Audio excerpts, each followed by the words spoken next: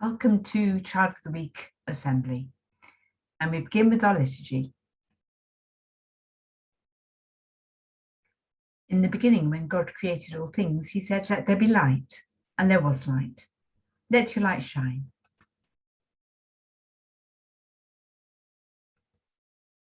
God is light, and in him there is no darkness. Let your light shine. Jesus said, "I am the light of the world. Let your light shine."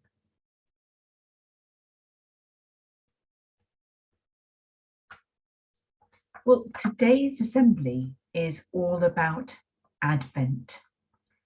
Advent officially begins next Sunday on the 28th of November.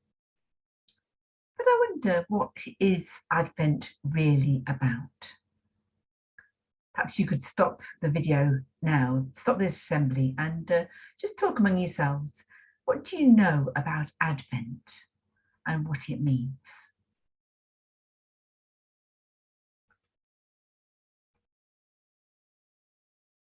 I wonder what you came up with then. Did anybody come up with the idea of waiting? I wonder if you've ever really wanted something to happen. Maybe it was waiting for your birthday, or waiting for a sleepover with a friend, or something like that. What was it, and how did it actually make you feel when the thing that you've been waiting for actually happened? Around the UK at the moment, at this time of year, there are trees and decorations and sparkly lights and party food. I went into Morrison's the other day, and there's loads and loads of Christmas stuff around.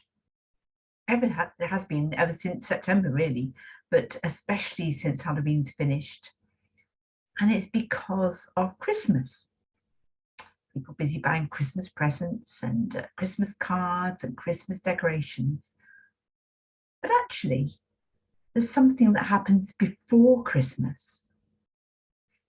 And if you get to Christmas and you feel exhausted and shattered and too tired and just feel like going, thank goodness it's here, well, it probably means that you haven't done Advent properly.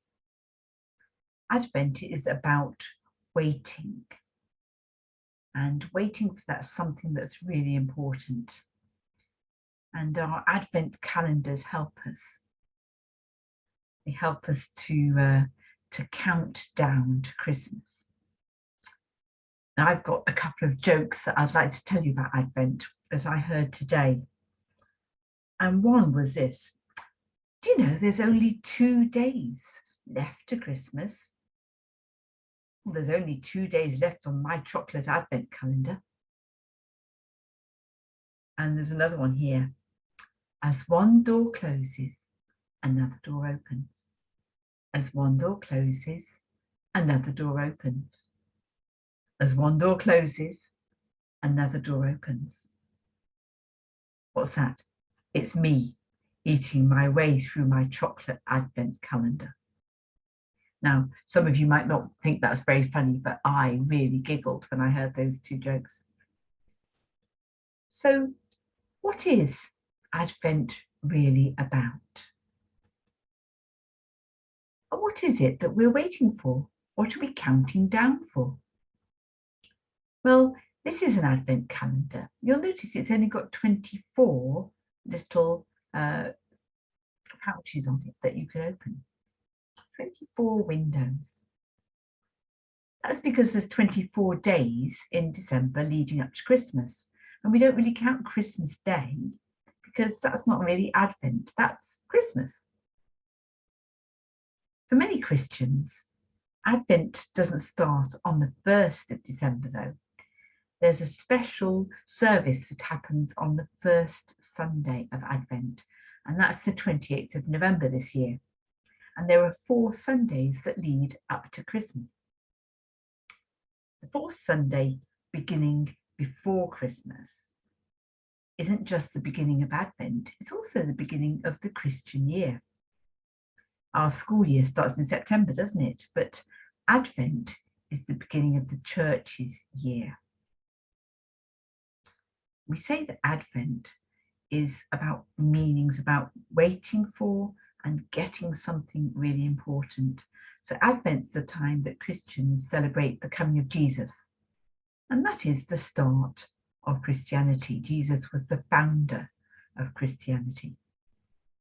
Now, Advent starts on that fourth Sunday before Christmas. This is an Advent candle holder. It's very much like one I've got at home. And we light each candle on the Sundays before Christmas, the 4 Sundays. But the length of Advent does change each year. Sometimes it's only 22 days, others it can be 28 days. And you can find Advent calendars with 28 windows in them. Although Jesus lived over 2,000 years ago, Christmas, the date for Christmas of the 25th of December, wasn't actually set until about 300 years after his birth. And the date chosen for Christmas probably wasn't the real date of Jesus' birthday, because the Bible doesn't say what day and what month Jesus was actually born in.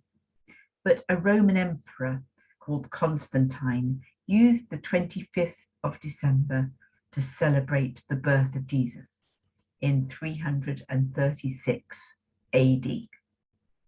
And that was declared the birth date of Jesus. And here we've got a lovely picture. It's of a knitted nativity scene. My mum did me one last year, and I shall put that out this year.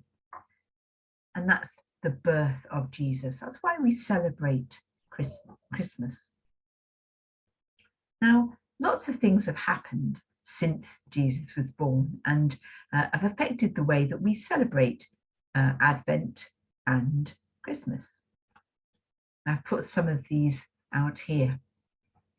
So in some churches, there are wreaths of Advent candles.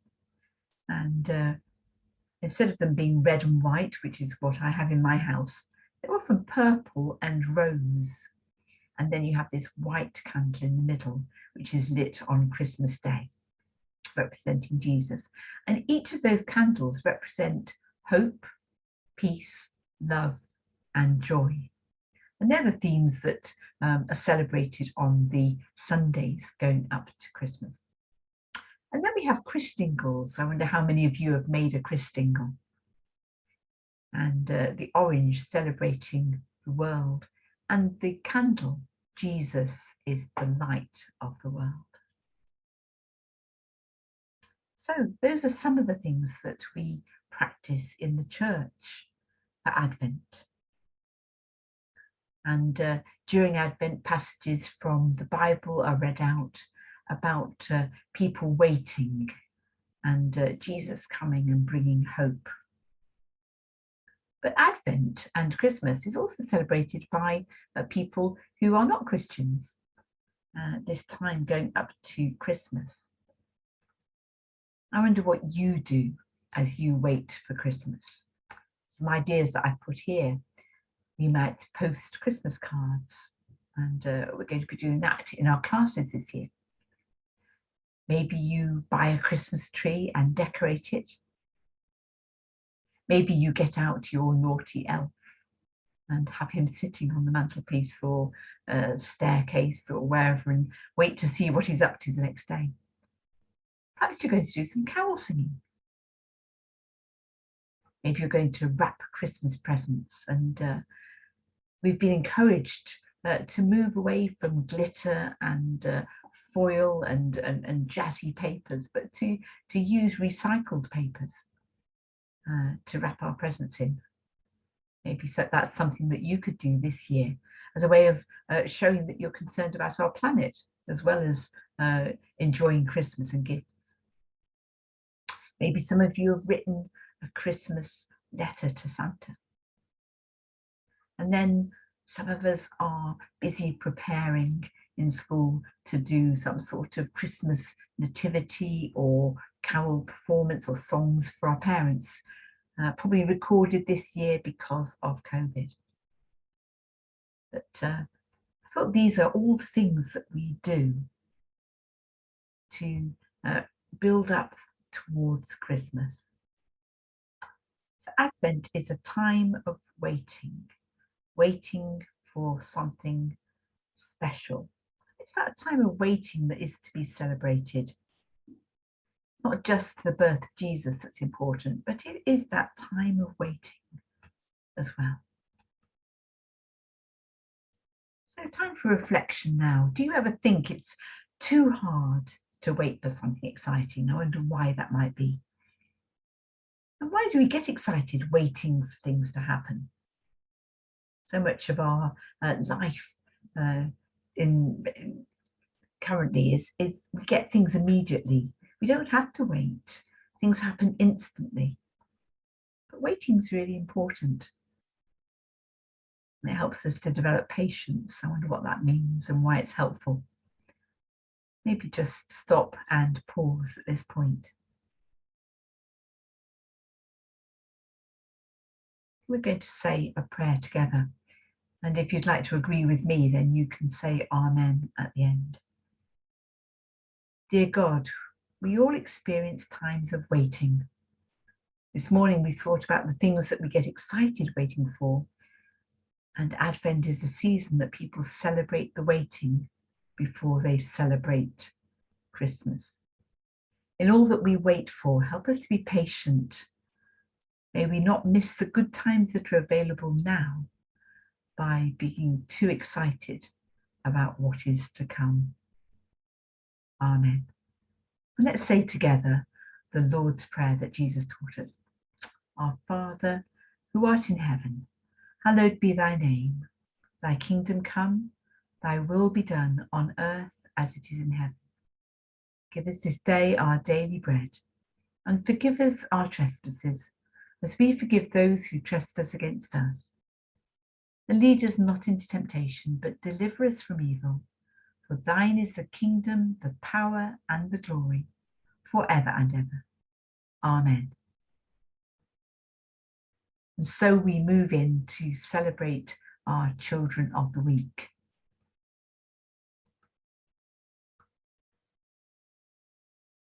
And so our Children of the Week this week. In year 1, Miss Berman has chosen Amelia, and Miss Marsden has chosen Jack. Well done to both of you. In year 2, Miss Franklin has chosen Reuben, and Orion is the Child of the Week for Miss Jakes and Mrs. Walker. In year 3, Evelyn is Child of the Week for Mrs. Epps and Mrs. Paul. And Miss Crofts hasn't been able to decide. She has the whole of her class chosen as Children of the Week. You must be really proud of your class, Miss Crofts. In year 4, Mr. Lefebvre has chosen Ashworth, and Leo is Child of the Week for Mr. Wright. Finally, in upper key stage 2, year 5, Mrs. O'Donnell has chosen Edie, and Mr. Boyer has chosen Daisy. And then lastly, in year 6, Miss Greenhill has chosen Remini, and Lily is the Child of the Week for Mr. Niall. A big well done to all of you.